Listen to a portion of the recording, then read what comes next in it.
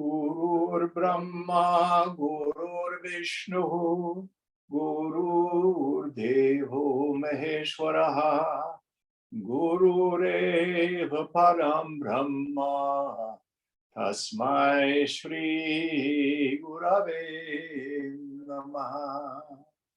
Chinmayam Vyapyat Sarvam Trilokyam Sacharacharam Tatpadam Darshitam Yena Tasmai Shri Gurave Namaha. Tvameva Mata Chapita Tvameva Tvameva Bandhuscha Sakha Tvameva Tvameva Vedya Dravinam Tvameva Tvameva Sarvam Mama Deva Deva Tvameva Sarvam Mama Deva Deva. Jai Guru. Yatha sarvani bhutani pratibandhi stitani cha yatraivo pashamam yanti tasmai satyatmane namaha.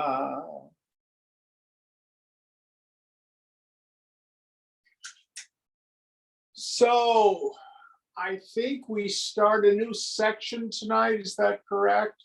Mark, can you tell us where we are? Yeah, we're starting chapter 10, page 97. Chapter 10, page 97.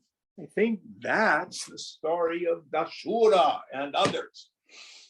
All right, will you help us out, please, Ganesh?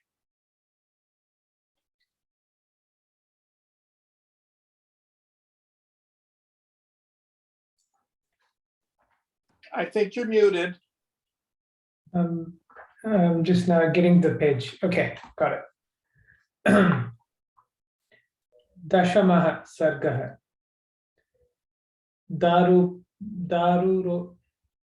Dashuropakyanam Srishtikramaha, the manner of order or creation. Vasishta said, Brahmam Shruno Mahabaho Sharira Grihana Kramam Dikkaladhyana Vachinnam Atmatatvam Shakti Leelayaiva Yada Datte Dikkala Kalitam Papu Tadeva Jiva Paryayam Vasanavashatah Param Manah Sampadyate Kolam Kalanon Mukham. Mighty armed Brahma, hear the manner in which the body is assumed by Brahman, or the Supreme Spirit, when the reality called the Self, which is undivided or unbounded by space and time, out of its own power, and sportively puts on the body divided by space and time, only then does it go to the state of the succession of individual souls. Thereupon, under the influence of wish or idea, the agitated or restless mind, intent on seizing all that is comprehensible, is born or brought about. So here, this scripture, as many others do, sets forward in the language of mythology how the origin of the world comes about. So Brahma, the creator, takes upon itself the body of this world. In it, part of the Lord's dream are the apparent individuals that appear in it. And then he talks about it being sportively. One needs to be very careful not to attribute to the divine anthropomorphic qualities. It isn't that God needs to have fun.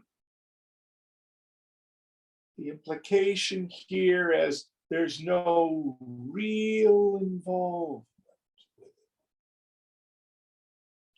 it. And through the Maya Shakti of the infinite, the various creatures come into being deluded, meaning we do not know who we are or what this world really is. And then we engage in the world, accruing vasana, going round and round in the wheel of life, the karma chakra, samsara, getting our dose of successes and failures, joys and sorrows, and a myriad of experiences. Going on.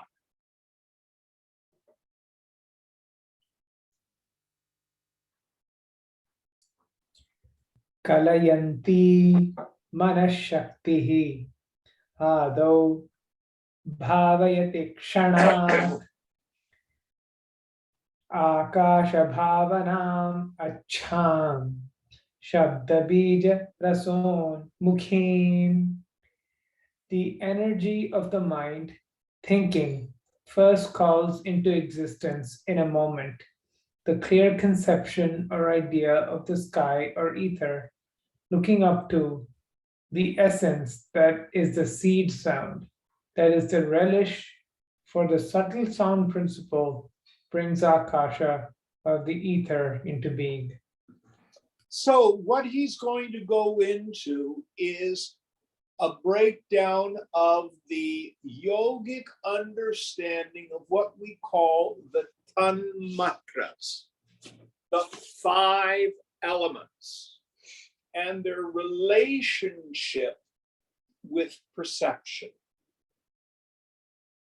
And by Maya Shakti, by the power of just imagining, illuminating, manifesting. So we've gone through this in other classes, but let's quickly review it. I used to have a lot of trouble with this idea of the 5 subtle elements: earth, air, fire, water, and akasha, space. Here he's using the word ether. Akasha means sky or space, actually. And I used to say, no, earth is not an element. Iron is an element, helium's an element, hydrogen is an element. Air is not an element. And we have to shift our understanding. This is not an attempt to understand physics or chemistry by ancient peoples. The way to go about it is this. If you were here in my living room and you would see the coffee table, what's the coffee table made of? Wood. What's wood made of? Cellulose. What's cellulose? Well, mostly carbon. But if you dreamt about the coffee table, it would appear as real as the coffee table in my living room does. But could you say that the coffee table of your dream is made of wood, cellulose, carbon? No. It's made of seeability, touchability, tasteability, hearability, smellability, especially if I've spilled salsa on it. So everything in the dream state is some combination of our sense perception. The way these things combine is called the pancha karana. the fivefold division and subsequent recombination in all sorts of various ways.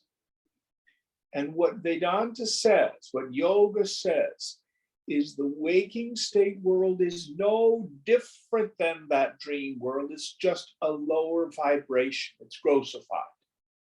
It's all it is. And the senses, the sense organs, the sensing, and the sense object are all just permutations of these tanmatras. Way to understand it. In a dream, I'm driving a sports car in my dream. So the dream body is imagined. In the dream body, I have dream eyes. It's very strange. I always see perfectly well in my dream. The seeing is just imagination. And the car and the road and the trees on the side of the road that I see in the dream are just imagination. So too with all the senses. So what the scripture is driving at here is that this gross world of the waking state is no different. It comes about in the same way. That's why I like to say you are the God of your dream. Now listen carefully. You as an ego are not dreaming the whole phenomenal world. Remember here, Brahma is the dreamer through his Maya Shakti of this whole world.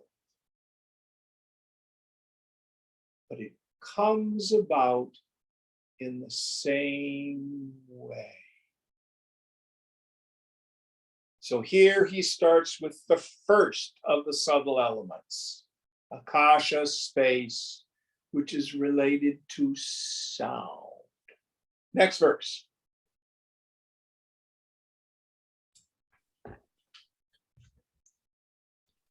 Tatah tat ghanatam kyatam ghanaspanda manah bhavayatya nilaspandam sparshabija rasonmukham. Then that mind, becoming gross in the course of its gross vibrations, conceives or brings into being the vibration of air, looking up to or intent on the essence that is a subtle principle of touch. That is, the desire for the subtle touch principle brings air into being. Yes. So we have this word spanda, which means to vibrate. Now, there is a philosophical difference between the Tantra schools and the Vedanta schools. In the Vedanta, we say consciousness never moves. It is kutusta, still. In the Tantra schools, they'll say consciousness appears to vibrate a little. Don't worry about it. In the end, it makes no difference. The point here is air is the subtlest, space is the subtlest with sound. Then that vibrates a little bit and we get air, which is the sense of touch. And all the groovy things we like to touch. Going on.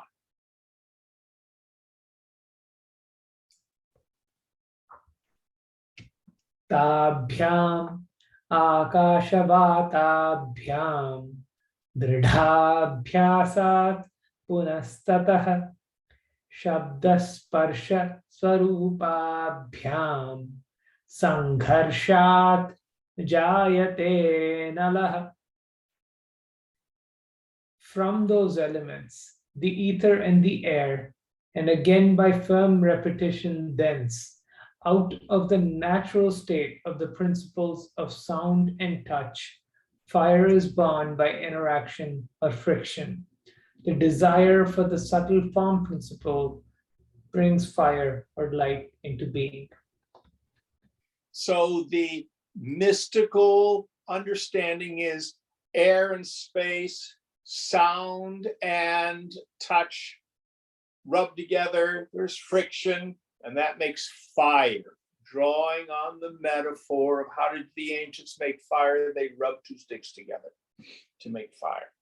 This is all just metaphor. The salient point is the third tanmatra that comes into being is fire. And fire is the sense of seeing. Next verse.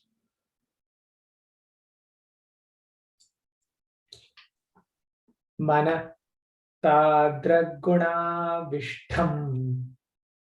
Mana tadraguna vishtam. Rasatanmatra vedanam. Shanat chetatyapam shaityam. Jalasamvit tato bhavet. The mind possessed of such qualities and seeking the experience of the subtle principle of taste, in a moment comprehends the coldness of the waters, and thence comes into being the consciousness of water. So the next element of the tanmatras is water, which is associated with taste. Coming about in the same way it is mind that produces it. Next one.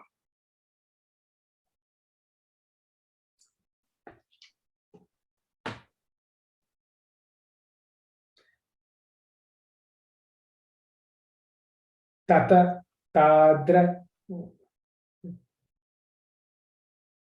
Oh yeah. Tata tadra guna vishtam mano bhavayati kshanat gandha tanmatrame tasmat bhumi samvid tato bhavet. Then, possessed of such qualities, the mind conceives in a moment the subtle principle of smell. From this, the knowledge of the earth element then comes into being. So if you live in an agricultural society where there is sowing and reaping, in the planting season, when you plow the soil, you can smell the loamy smell of the earth. So the ancients considered the earth to be associated with the sense of smell. Going on.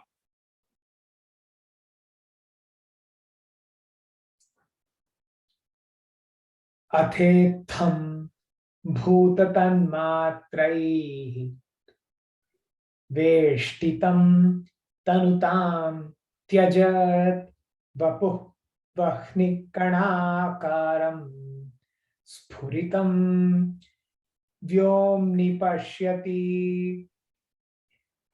Then, enveloped by the subtle elemental principles such as sound, touch, etc. Then enveloped by the subtle elemental principles thus, and abandoning its thinness, the mind sees the body in the sky of perception, shining in the form of sparks of fire. So then we get, for want of a better term, an etheric sense of embodiment. The mind becoming more grossified, conceives of a vehicle through which the senses can operate.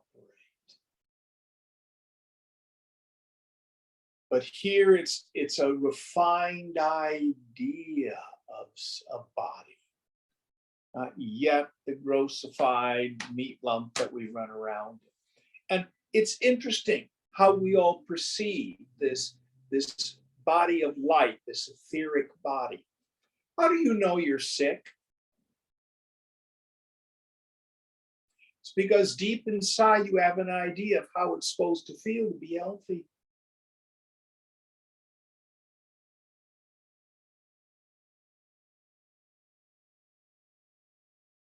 If you didn't have an interior thought, idea, what health is, how would you know you're sick?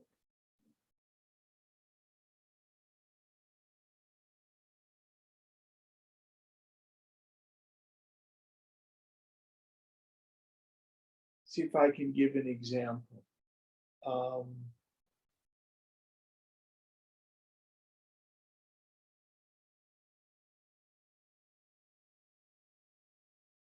If you see some object in the world, I can't think of one now, I'm not going to go into it. But the idea is internally, we have this idea of a healthy, for want of a better word, perfect sense of our own body. And when it deviates from that, when it becomes diseased, we're aware of it.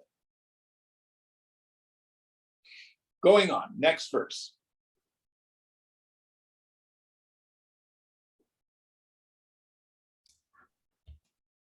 Tasmin tasmin tativra samvega bhavayat bhasuram vapuh sthulatam etipakena mano bilvaphalam yatha.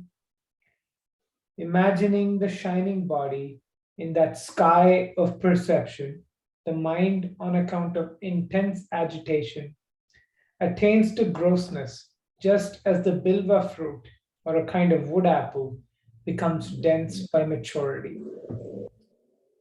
So through long contemplation, through intense concentration, this subtle body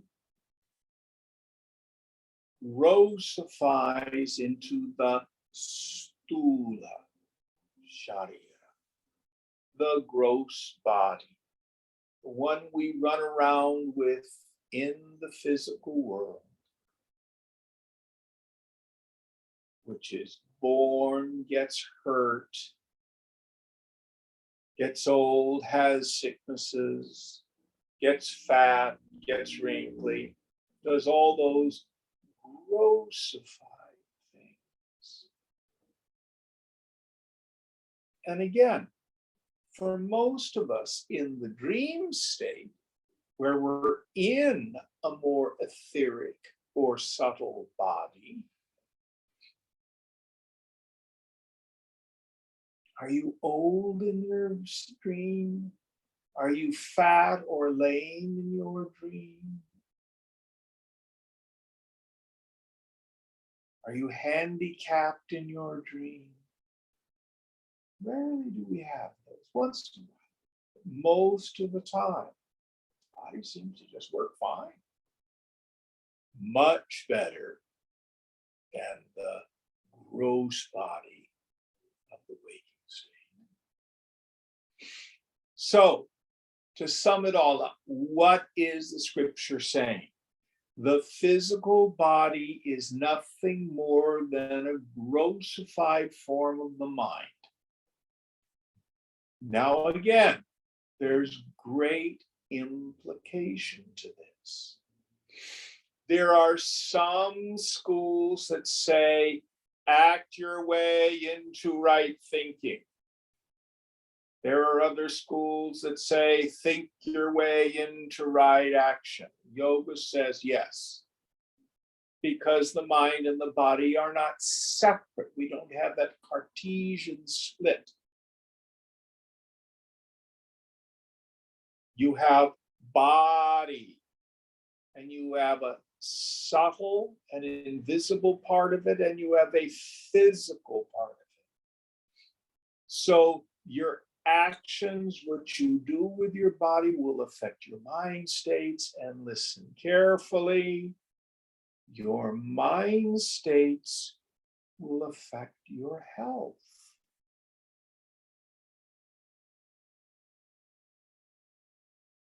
So, if you spend your time in deep resentment, in deep regret, what the metaphysical schools would say is this will outpicture eventually as an illness. Likewise, you hear, what did I see? Somebody wrote a book about how laughter is the best medicine. If you laugh a lot, you'll be really healthy. Because joy is a very healthy mind state. And there are relationships. I had a student once, and they were first exposed to the idea of a sankalpa, that, your wish, will, intention can manifest things in the world. Problem is, they just broken up with a boyfriend. So they were sending bad juju to the boyfriend. And I said, for God's sake, stop. Because you'll make yourself sick. That negative energy you're sending out is going to come back. So the more peaceful, the more joyful, the more grateful your mind is. Overall, it's conducive to a healthy body. If you're unhappy, fearful, angry, resentful, regretful, it can have a deleterious effect on your health. And modern psychology is saying the same thing now. Any thoughts on this?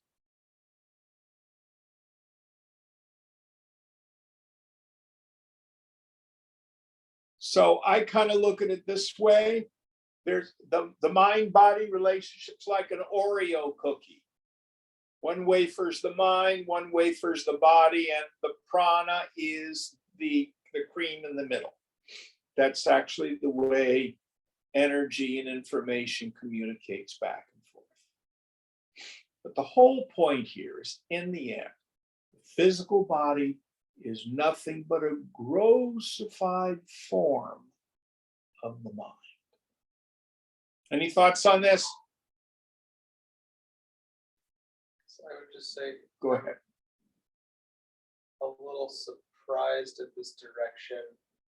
Maybe I was misinterpreting things earlier, but I just feel like a lot of what I hear, that like suggests to me that the mind and body are kind of like split. Like, try to think of an example. Well, just all the stuff we talk about how you're not your body. But you're also not your mind. Right. That too is an object of cognition. Right. But so if you're not your body and you're not your mind, but your mind and your body do have a connection, they're not separate. Yes, they are linked.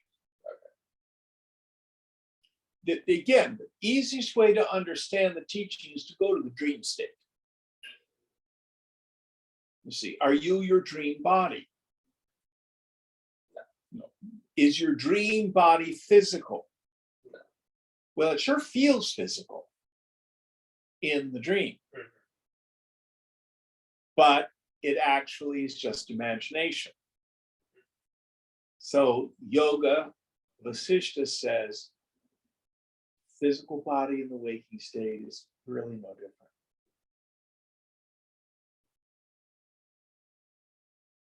Except you have a lot more volition in the waking state than you do in the dream state. Does that make it a little clearer? Yeah. All right. Going on.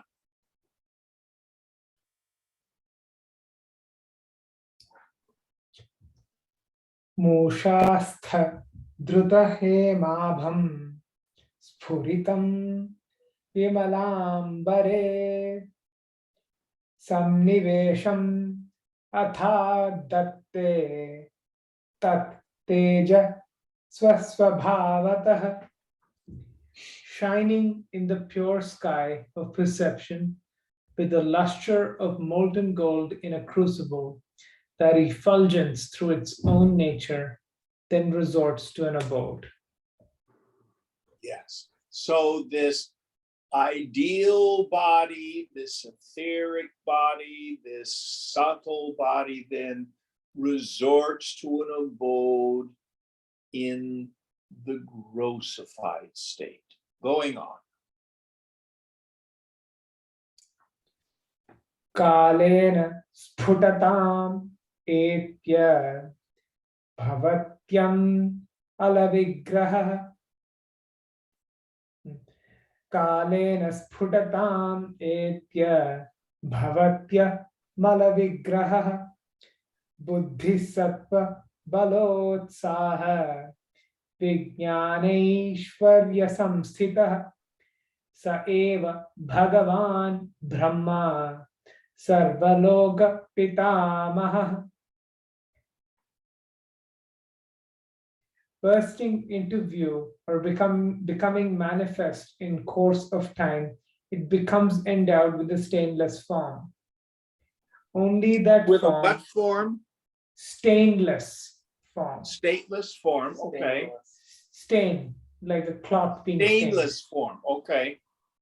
Only that form established in intelligence, vitality, strength, energy or ability, knowledge and sovereignty or affluence is the Lord Brahma, the grandsire of all the worlds. So in fact, what he's talking about here is the macrocosm, the form of Brahmaji, the creator. I kind of took a detour and talked about how this same teaching applies to the individual. Brahma, the creator, does not have a physical form other than the Jagat, the creation itself. But he doesn't have a body with 2 arms, 2 legs, etc. Going on.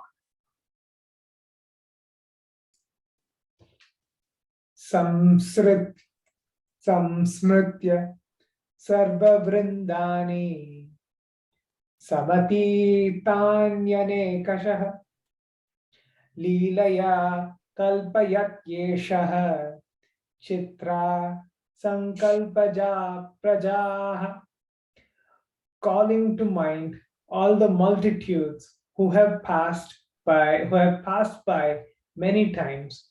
This Brahma sportively brings about various creatures born out of his imagination. So by an act of completely free and spontaneous will, Ishvara here, or Brahma, the creator, imagines all the worlds, all the galaxies, the supernovas, the black holes, the various universes, and all the things and beings that come into manifestation.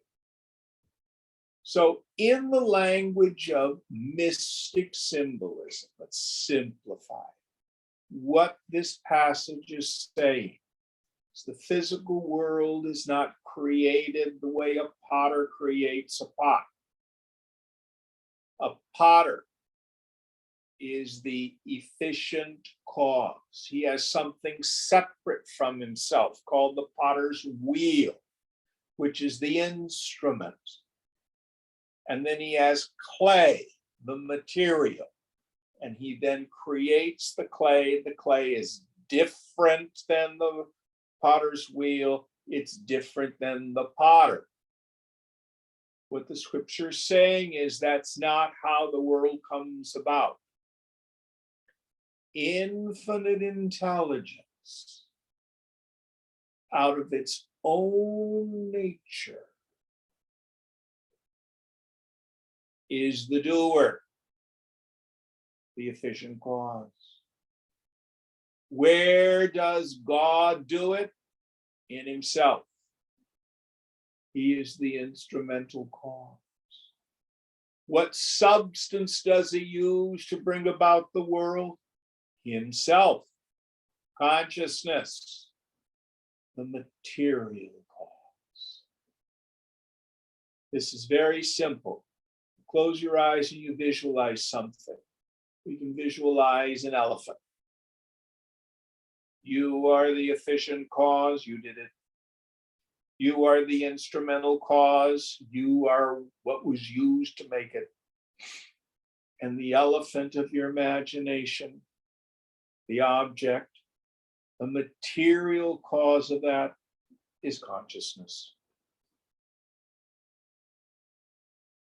This is how all this comes about. The phenomenal world is not created. It is imagined. It comes about by means of sankalpa. And there are vast implications to that truth, which we can get into later. Going on.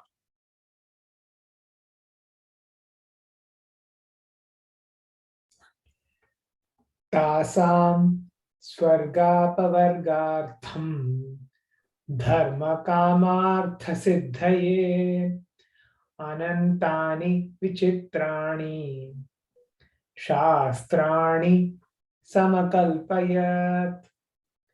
For the sake of attainment of heaven and final liberation and the accomplishment of virtue, desire, and wealth by those creatures, he allotted inexhaustible and varied scriptures. So we say that one of the words we use for the scriptures is shruti, which means heard. So the Lord himself is dictating, and the rishis are the scribes. They're just writing it down. Now, let's take it out of the realm of romantic spiritual mythology. In actuality, these scriptures come about through deep intuition, of course, but also empirical observation.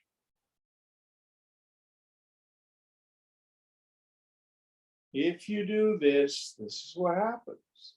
Okay? Let's be scientific. Let's do it again. See if that happens.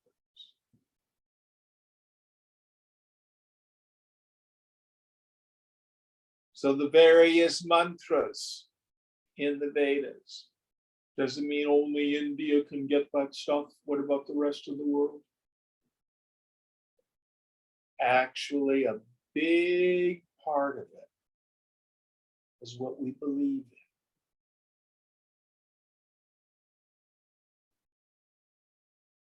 Because it all comes about by means of sankalpa. So no culture has a monopoly on scripture. And especially in the science of liberation, the various yoga shastras that we have.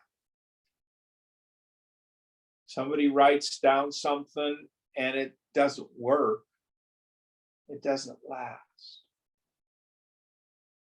But if someone tries to illuminate their experience of transformation, and it becomes a guru shishya parampara transmission, tends to stick around if it works. And that's how we get the great sacred lineages that exist in Buddhism, that exist in Hinduism, that exist in Sufism and Islam, that exist in mystical Christianity, that exist in mystical Judaism. No religion has a monopoly on it.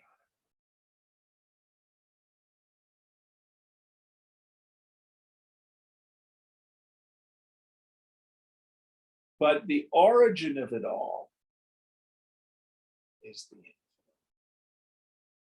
All right, going on.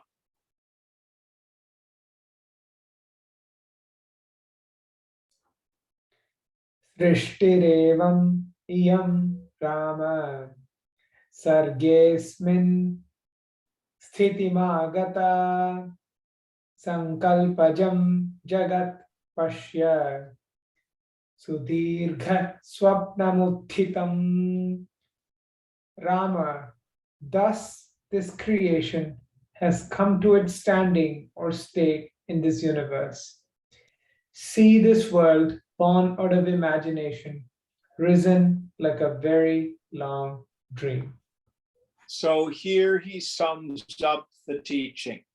And the word he's using for imagination is sankalpa. Almost untranslatable word. It means wish, will, thought, intention, imagination. And you've all heard me say so many times, the law of sankalpa. Any sankalpa consistently maintained that isn't contradicted or conflicted tends towards grossification, because we at the individual level reenact the process of the divine. In the Hebrew scripture, it says that God created humanity in his own image and likeness. In the image of God created he them. Ignorant people think then, oh, that must mean God's got a head, 2 arms, 2 legs, and probably a long white beard. No. What is God like? God is consciousness and manifests this world by means of sankalpa. You are consciousness, and to a much greater degree than we usually think, by means of sankalpa. We have, as it were, a limited freedom to make a difference. Yes, it is a very long swapna dream, but it doesn't have to be a nightmare.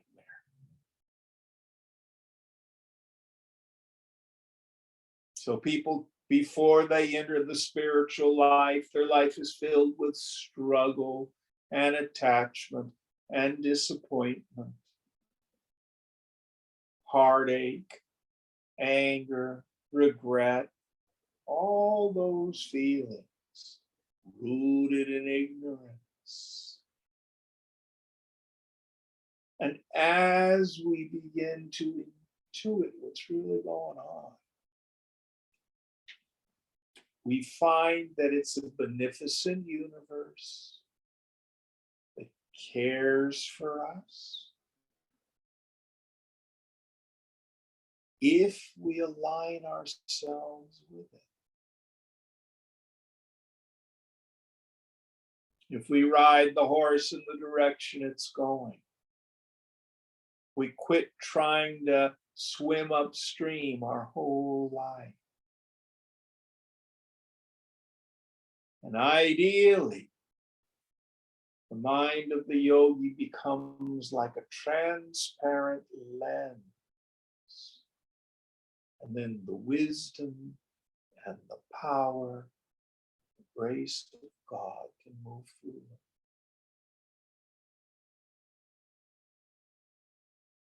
Then that person becomes a great blessing in the world.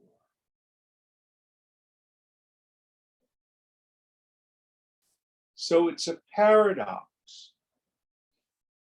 It's the transformation of human consciousness. It's the transformation of the human mind that creates the possibility for this God power, this healing power, this grace to flow into the world.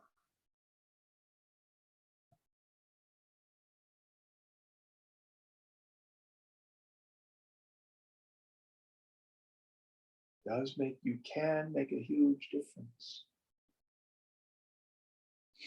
And the other thing is, if it's given you to do a worldly task, if your mind is still, your heart's at peace, and you have no attachment to the outcome, then your intention has enormous viability. One of the things you hear in the tradition, the sankalpa of the guru is unerring. Doesn't mean the guru's got a special connection to God. God's available to everyone. It means the guru has the possibility of disappearing.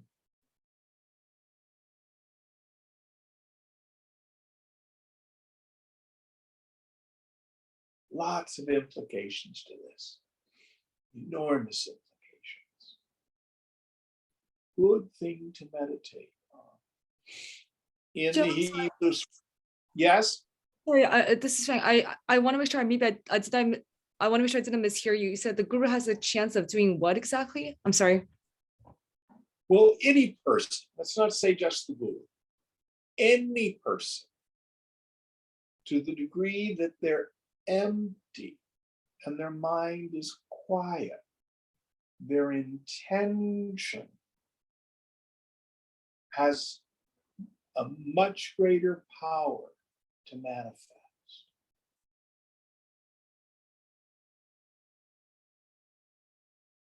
Okay, thank you.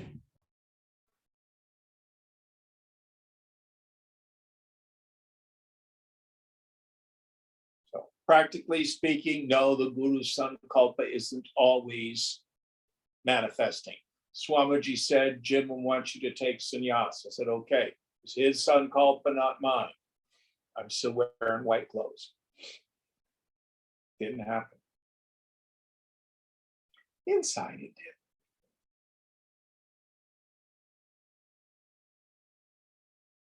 But the principle is true. Now again, we have a limited ability.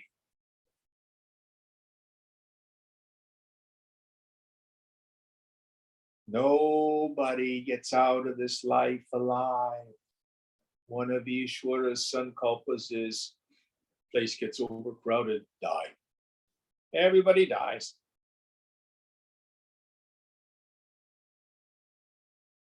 The Master Jesus held this apparent paradox with two teachings. Whatsoever you ask, believing, so shall you receive. And then he said, who by taking thought can add 1 cubit to his stature? I don't care how many visualizations or sankalpas you do, you're not going to be 6'4". So we have a limited freedom.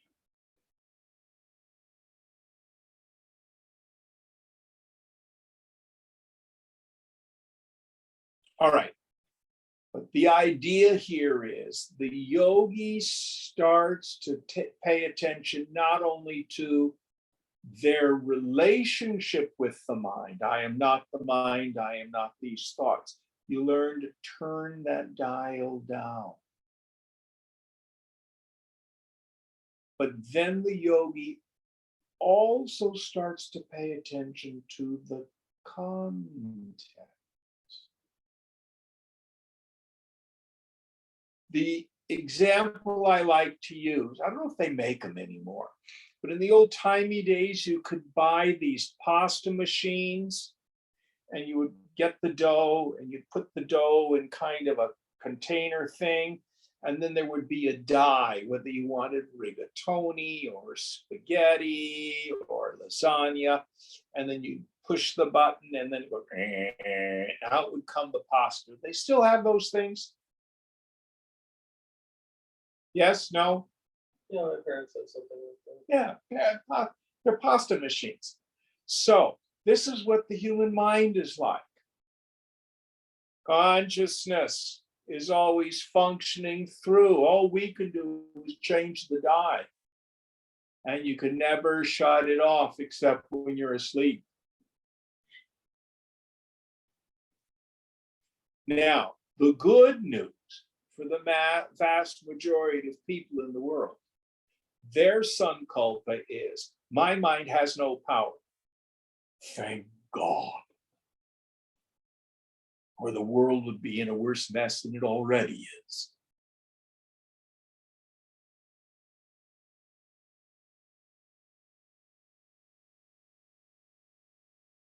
But we look at, for example, a fellow like Donald Trump. Donald Trump has an incredibly powerful sankalpa. This is a man, in my opinion, who's probably done yoga in other lifetimes. I mean, he's been able to get millions of people to believe things that our senses would deny. He creates some realities this way. It's fascinating to watch. Power of sankalpa.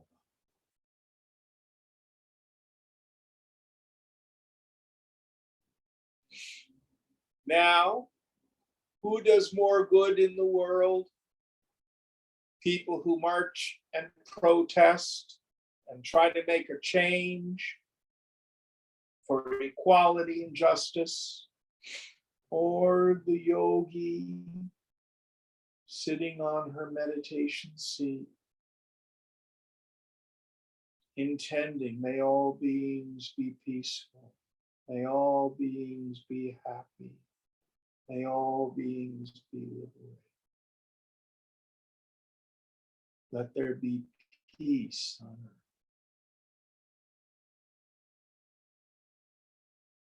Both are necessary, but don't discount the power of those people doing work for humanity on a very subtle level.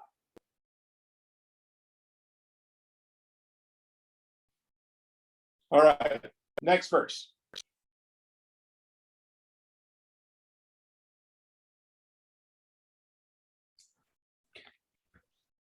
sankalpa स्योपशान्तौ tat शाम्यत्य स्नेहदीपवत् अतो राघव तत्त्वज्ञो व्यवहारेषु संस्थितः नष्टं नष्टम् अपेक्षेत प्राप्तं प्राप्तम् उपाहरेत्. With the cessation of imagination, that universe is extinguished just like a lamp without oil. Therefore, Raghava, Rama, let the knower of truth or reality, staying or settled in his affairs or occupations, disregard whatever has been lost and take whatever has been acquired. Yes. So, my world is my imagination. Ramana Maharshi used to have this old-timey example. Young people won't relate. He would say, our experience is like the movie projector. The self, consciousness, is like the lamp in the movie projector.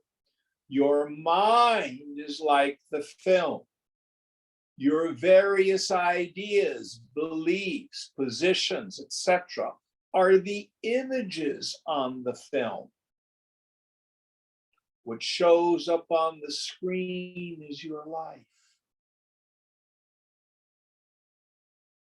Now, at one level of our practice, we try to see the world as it is without the superimposition of our judgments, without narrative, without story.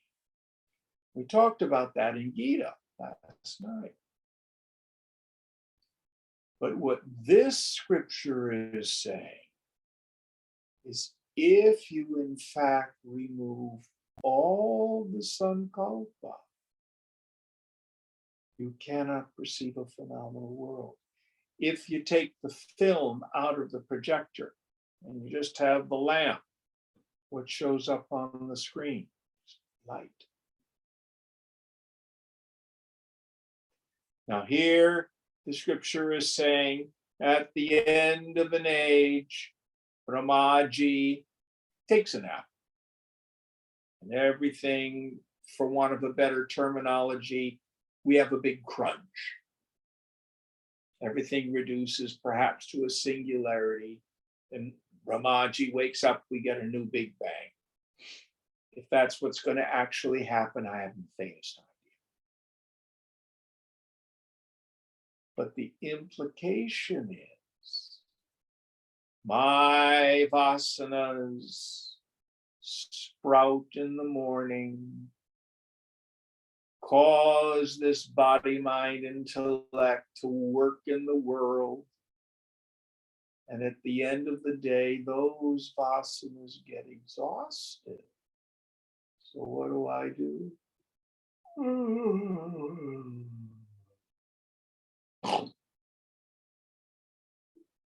The mind goes into its seed form.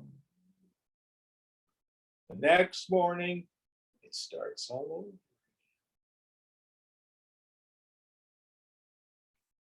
Now, this last shloka says, watch the movie. Let the body, mind, intellect play its role on the stage of life.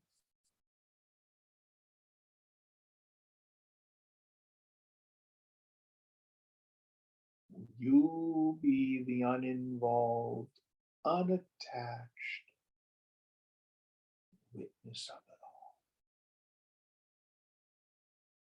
Asangoham, asangoham, asangoham, puna puna, satchitananda rupaham, aham evaham avyaya. Unattached, unattached, unattached am I again and again. My form is existence, consciousness, and bliss. Aham eva aham.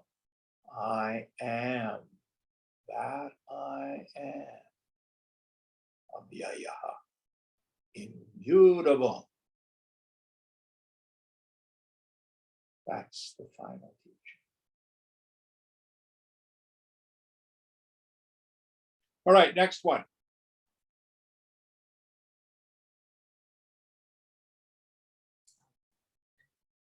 Anagatanam bhoganam avanchanan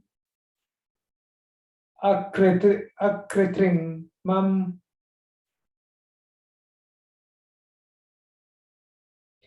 anagatanam bhoganam avanchanam akritrimam agatanam cha sambhogah iti panditalakshanam. Not wishing spontaneously for enjoyments which have not arrived, and enjoyment of what have arrived. These are the marks or characteristics of the learned or the wise. So the Jivan Mukta, the person of steady wisdom, the liberated soul, spontaneously moves in the world. There's no hankering for this, no aversion for that. But certainly when things come, we experience them. What the scripture is saying is enjoyment is not the problem. Attachment is the problem.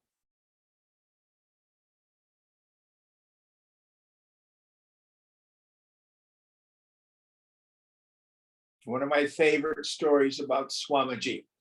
We were up at Krishnalaya and we were out on the lawn, and he was waxing eloquent on some point of Vedanta, and someone brought him a little Hershey thing, little piece of candy. He loved chocolate, but he was a diabetic. He wasn't supposed to eat it. He stops everything, unwraps the chocolate.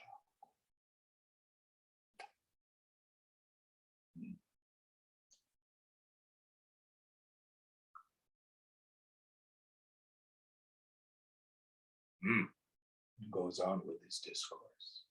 He was going to eat chocolate. He was going to do nothing else but enjoy the chocolate. And then gone on to the next thing.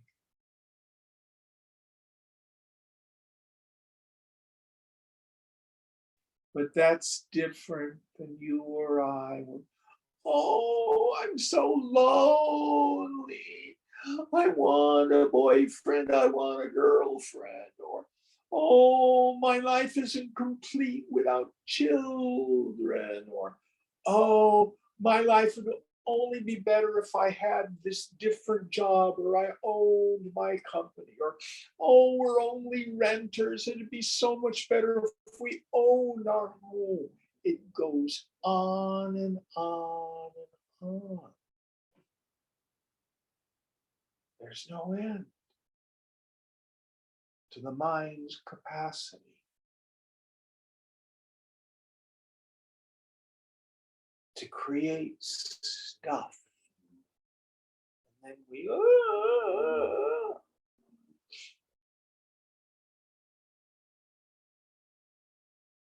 wanting. It's so boring and it's so repetitive.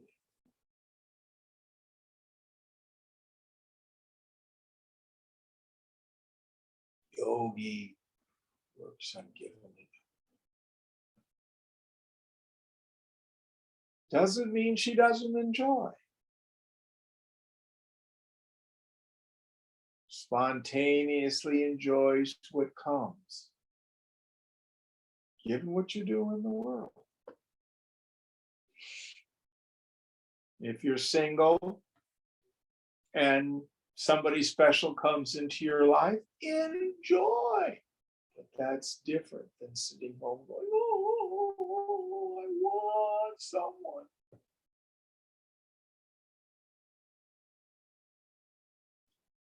How many more verses in this section, Ganesh? Only one more. All right, I thought we were getting close to the end. Let's do one more then. Yasya necha navanicha nyasya karmani tishtatah natasya lipyate prajna padmapatramibam pubhi.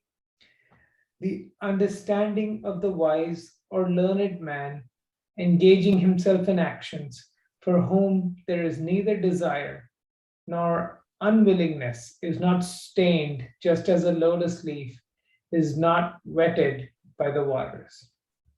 So the lotus is a classic metaphor in the East because it grows in fetid water, stinky water. So out of all this yucky water, it floats on the top with its leaves and this gorgeous, fragrant bloom. So that's you and me, out of the stinking, fetid swamp of your mind and my mind. Through knowledge, through abhyasa, practice, vairagya, renunciation, this perfumed character, the liberated personality can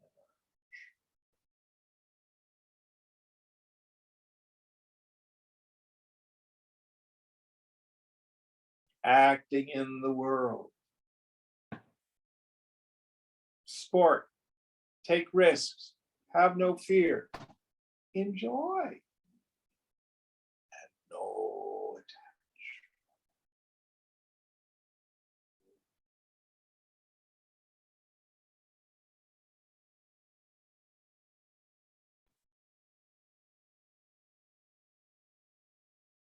Many, many times, people come to me and they want advice on a plan about their life for the future. And what that is it's a fear response, what it is. Somehow I can control the outcome with the proper plan, with a script of some sort. And what I usually say is, you can do that if you want, but my suggestion is move into the event and see what happens. Be present to what's there. Now, does that mean if you have a job interview, you shouldn't, look at the kinds of questions you think they're going to ask and make sure you have the material in your mind? Sure, it's a great idea. That doesn't mean they're going to ask you those questions. But most specifically in our friendship, in our romances, you don't need to label stuff. Be present and have no attachment to the outcome.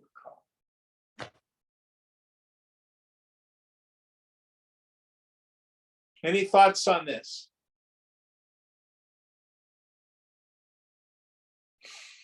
All right, we'll quit here. What verse are we on for next week? 19? All right. Yeah. Om Purnamada Purnamidam Purnat Purnamudachyate Purnasya Purnamadhaya Purnameva Vashishyate. Om Shanti Shanti Shanti.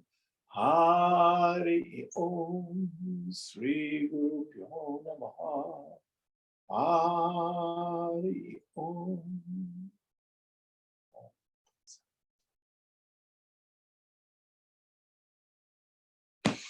Thank you all.